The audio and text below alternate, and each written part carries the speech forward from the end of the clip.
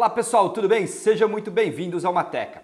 Dando continuidade às nossas aulas sobre revisão para o Enem 2018, nessa aula trago para vocês funções quadráticas, que são as funções cujas regras são f de x igual a vezes 1x² mais bx mais c. E o seu gráfico é o que a gente chama de parábola. As funções do segundo grau são bastante cobradas no Enem, principalmente naqueles exercícios onde envolve o vértice de uma parábola, que são os exercícios ou de máximo ou de mínimo, quando a gente quer determinar o valor máximo, quando a gente quer determinar o valor mínimo sobre uma função, a gente está indiretamente trabalhando com funções o quê? Funções quadráticas, funções do segundo grau. O objetivo nosso é interpretar o que acontece com o gráfico quando a gente mexe com o valor de A e quando a gente mexe com o valor de C, que são os pontos mais importantes na hora de um gráfico. Então desejo a você uma boa aula, não se esqueça, curta, comenta, compartilha. Se você tiver alguma dúvida, deixe nos comentários, será um grande prazer ajudar vocês. Bora lá então? Fala pessoal, tudo bem? Sejam muito bem-vindos ao Mateca. Dando continuidade às nossas aulas sobre revisão para o Enem 2018, nessa eu trago para vocês o que vem a ser uma função quadrática. Bom, uma função quadrática, pessoal, nada mais é que uma função que tem essa regra, essa lei de formação, a vezes x² mais bx mais o c, onde o a, o b e o c a gente chama de coeficientes e o x é a minha variável, uma variável real, ela pode assumir aí qualquer valor. O que você precisa saber sobre uma função quadrática? Pessoal, duas coisas são muito importantes em relação a uma função. Se ela toca o eixo x ou se ela toca o eixo y. O interessante é que toda a função tocará o eixo y, porque você tem que lembrar o seguinte, para um ponto estar no eixo y, significa que a sua abscissa, ou seja, o quanto ele vale em x, é igual a zero. Qualquer ponto que você pegar no eixo y, a sua abscissa, ou seja, o seu valor no eixo x, é igual a quanto? É igual a zero. Beleza. Então, ou seja, se você pegar aqui a função f de x igual a x² mais bx mais c e substituir o x por zero, essas duas primeiras parcelinhas vão embora. Sobra quem? Sobra o c. Ou seja, toda vez que você substituir o x por zero, a resposta vai ser quem? O c. Então, o que significa? Quando você for desenhar o gráfico de uma equação do segundo grau, ela sempre vai tocar o eixo y no ponto C, isto é, no termo que a gente chama de termo independente, tá bom? Então, esse ponto C ele é chamado de termo independente. O gráfico de uma função quadrática, pessoal, ele é denominado parábola. Ele pode ter dois comportamentos. O primeiro comportamento é esse que vocês estão vendo aqui, que é esse aqui, ó. O primeiro comportamento, pessoal, de uma parábola é o que a gente chama de concavidade, né? Que é a boca da parábola. Ou a concavidade é voltada para cima, ou a concavidade é voltada para baixo. E quem manda nisso, pessoal, é o A, é o coeficiente A. Se o A for um número positivo, a concavidade será voltada para cima. Se o A for um número negativo, a concavidade será voltada para o quê? Para baixo. Então, o que você pode lembrar aqui, né? Se você é uma pessoa positiva, você estará o quê? Feliz. Porém, se você é uma pessoa aí, triste, negativa, em geral você é uma pessoa o quê? Uma pessoa triste. Então, se você é positivo, você está feliz. Se você é negativo, você estará o quê? Você estará triste. Então, A positivo, você tem a concavidade voltada para cima e A negativo, você tem a concavidade voltada para baixo. Beleza, pessoal? Então, a gente já sabe que o nome a gente chama de parábola. O ponto onde cruza o eixo y sempre é o termo independente. E aí, você precisaria saber agora se a minha parábola, se a minha função cruza o eixo x. Para um ponto estar no eixo x, é porque ele vale alguma coisa no eixo x, porém, a certeza absoluta que eu tenho é o quê? Que no y ele vale zero, isto é, a sua ordenada é igual a zero. Então, ou seja, pessoal, descobrir as raízes é fazer o quê? F de x igual a quanto? Zero. Então, a gente tem dois casos interessantes aqui. Se eu faço x igual a zero, eu descubro o termo independente. Se eu faço f de x igual a zero, eu vou descobrir o quê? As raízes. E aí, pessoal, o que acontece? Se você pega aqui e substitui por zero, você cai numa equação do segundo grau. E aí, numa equação de segundo grau, você pode utilizar a fórmula que você já conhece. Usualmente, aqui no nosso país, ela é chamada de fórmula do quê? Fórmula de Bhaskara. E ela vem nos dizer que x é igual a menos b, mais ou menos raiz de b² menos 4ac dividido por 2a. Lembrando que b² menos 4 vezes a vezes c é o que a gente chama de delta.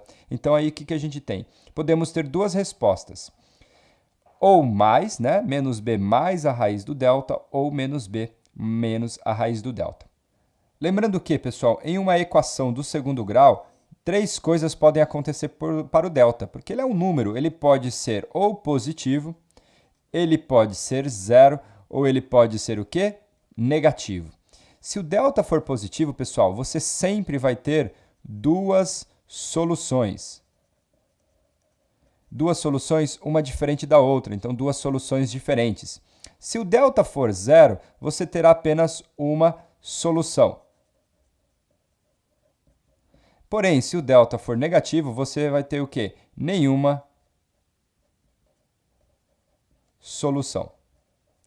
Quando eu falo aqui de ter ou não ter solução, isso significa, pessoal, dentro do conjunto dos números reais, tá bom? Então, dentro do conjunto dos números reais, se o delta for positivo, você terá duas soluções. Se o delta for igual a zero, você terá uma solução. E se o delta for negativo, você não tem nenhuma solução. Beleza, pessoal? É isso que a gente tem. Então, ó, comigo aqui, a gente já sabe, então, que uma função do segundo grau, ela é uma função também denominada de função quadrática, ela tem essa regra. Ax² mais bx mais c. O ponto onde ela toca o eixo y sempre é o termo independente. Os pontos possíveis onde ela toca o eixo x, a gente chama do quê? De raiz. Já vi que a parábola, que é o nome desse gráfico, ou ele tem a concavidade para cima, ou ele tem a concavidade para baixo. Perfeito. A única coisa que falta a gente saber sobre uma função quadrática, pessoal, é o vértice. Aí, o que você tem que lembrar? O vértice é um par ordenado. Ele é formado por duas coisas. Um representante no eixo x, que é chamado de x do vértice, que a gente denota por xv, e um representante no eixo y, que é chamado de y do vértice, que a gente denota por yv. E aí, como é que a gente faz para determinar? A parábola, pessoal, ela possui um eixo que a gente chama de eixo de simetria.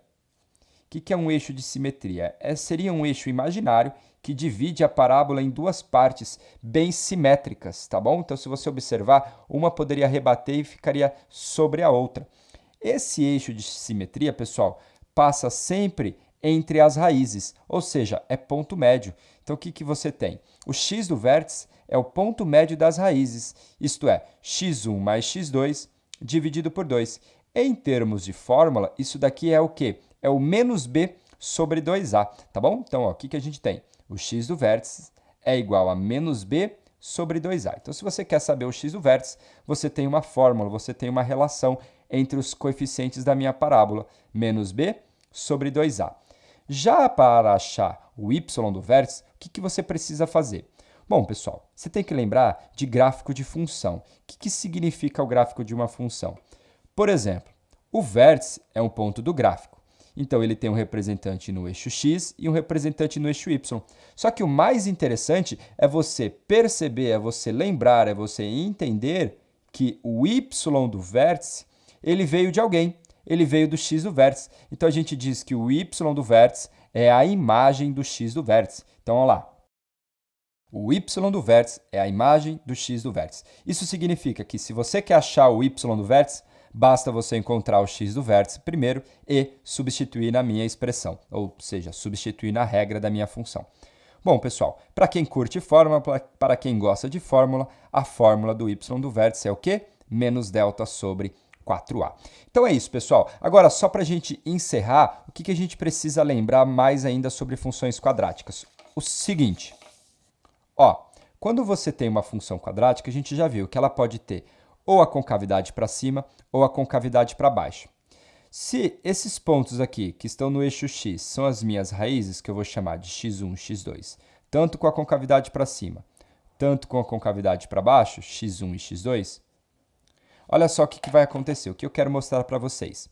Se você pegar um valor antes do x1, você só vai tocar o gráfico se você for para cima, ou seja, se você for para a parte positiva do eixo y.